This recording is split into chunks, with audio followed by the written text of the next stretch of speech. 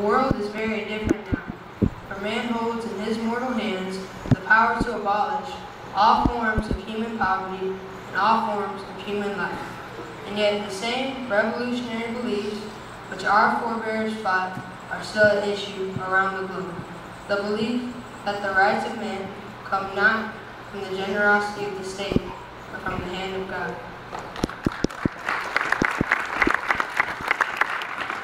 We dare not forget today that we are the heirs of that first revolution. Let the word go forth from this time and place to friend or foe alike that the torch has been passed to a new generation of Americans. Born in this century, tempered by war, disciplined by hard and bitter peace, and unwilling to witness or permit the slow undoing of those human rights to which our nation has always been committed, and to which we are committed today at home and around the world.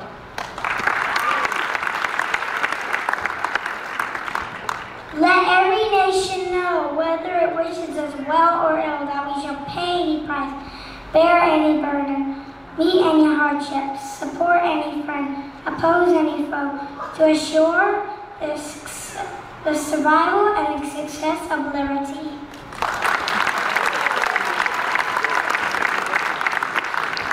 This much we pledge and more.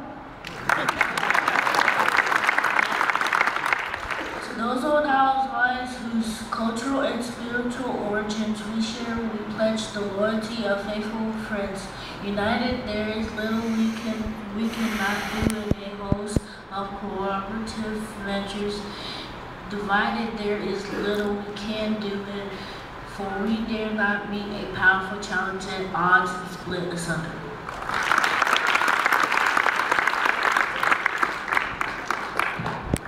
To those new states whom we welcome to the ranks of the free, we pledge our word that one form of colonial control shall not have passed away, merely to be replaced by far more iron tyranny.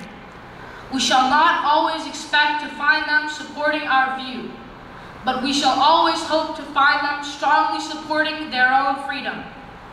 And to remember that in the past, those who foolishly sought power by riding the back of the tiger ended up inside.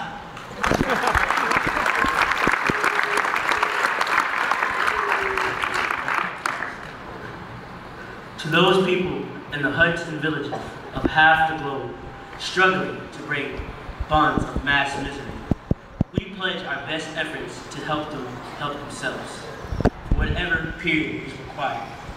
Not because the communists may be doing it, not because we seek their votes, but because it is right. If a free society cannot save the many who are poor, it cannot save the few who are rich.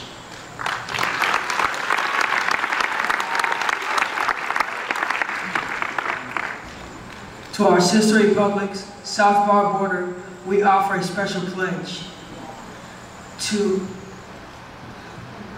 convert our good words into good deeds, in a new alliance for progress, to assist free men and free governments in casting off the chains of poverty. But this peaceful revolution of hope cannot become the prey of hostile powers. Let all our neighbors know that we shall join with them to oppose aggression or subversion anywhere in the Americas. And let every other power know that this hemisphere intends to remain the master of its own house.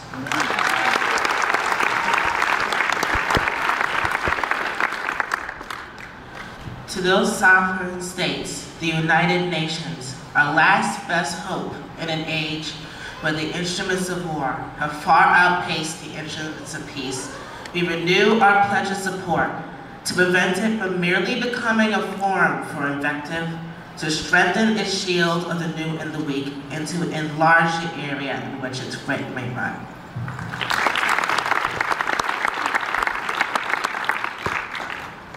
Finally, to those nations who would make themselves our adversary, we offer not a pledge but a request that both sides begin anew the quest for peace before the dark powers of destruction unleashed by science engulf all humanity and plan or accidental self-destruction.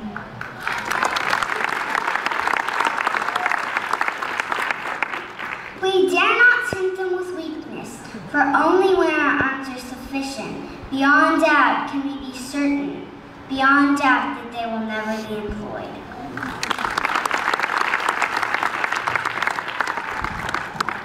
But neither can two great and powerful groups of nations take comfort from this present course. Both sides overburdened by the cost of modern weapons. Both sides rightly alarmed by the steady spread of the deadly atom, yet both racing to alter the uncertain balance of the hand of mankind's final war. So let us begin anew, remembering on both sides that civility is not a sign of weakness, and sincerity is always subject to proof. Let us never negotiate out of fear, but let us never fear to negotiate.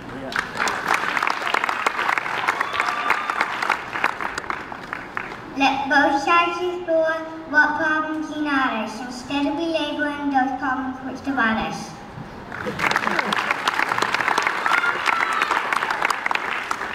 Let both sides for the first time formulate a serious and precise proposal for the inspection and control of arms, and bring the absolute power to destroy other nations under the absolute control of all nations.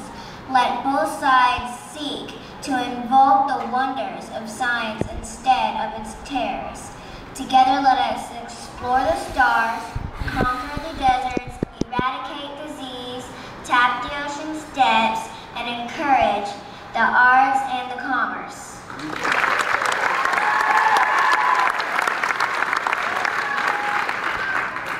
Let both sides unite to lead in all the corners of the earth the command of Isaiah, to undo the heavy burdens and let the oppressed go free.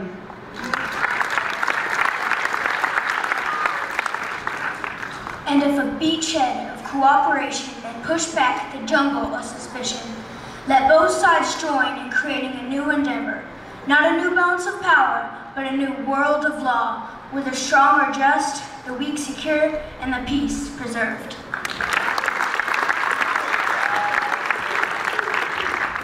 All this will not be finished in the first 100 days, nor will it be finished in the first 1,000 days, nor in the life of this administration, nor even perhaps in our lifetime on this planet, but let us begin.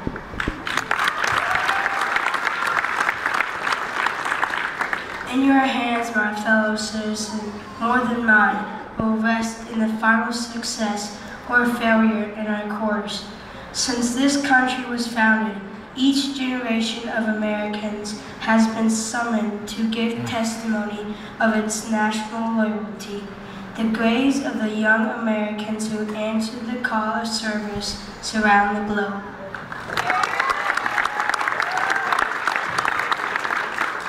Now the trumpet summons us again, not as a call to bear arms, though arms we need, not as a call to battle, though embattled we are, but a call to bear the burden of a long twilight struggle, year in and year out, rejoicing in hope, patient in tribulation, a struggle against the common enemies of man, tyranny, poverty, disease, and war itself. Can we forge against these enemies a grand and global alliance, north and south, east and west, that can ensure a more fruitful life for all mankind? Will you join in that historic effort?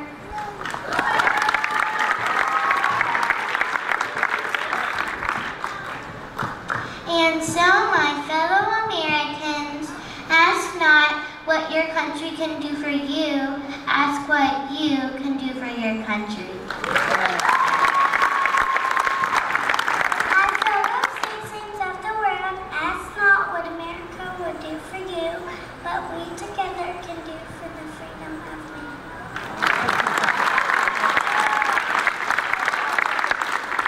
Finally, whether you are citizens of America or citizens of the world, ask of us here, with the same high standards of strength and sacrifice which we ask of you, With a good conscience our only sure reward, with history, the final judge of our deeds. Let us go forth to lead the land we love, asking His blessing and His help, but knowing here on earth God's work must truly be our own.